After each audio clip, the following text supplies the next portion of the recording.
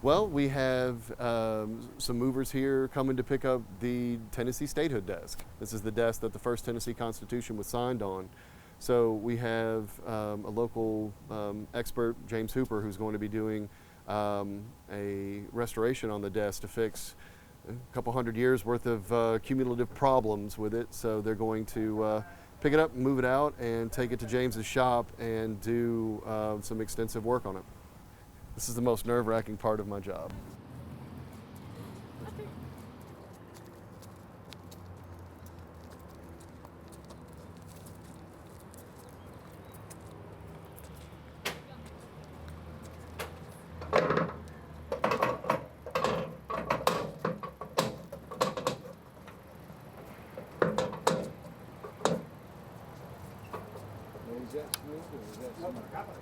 With two people. Unbelievable. That harness thing is the key right there.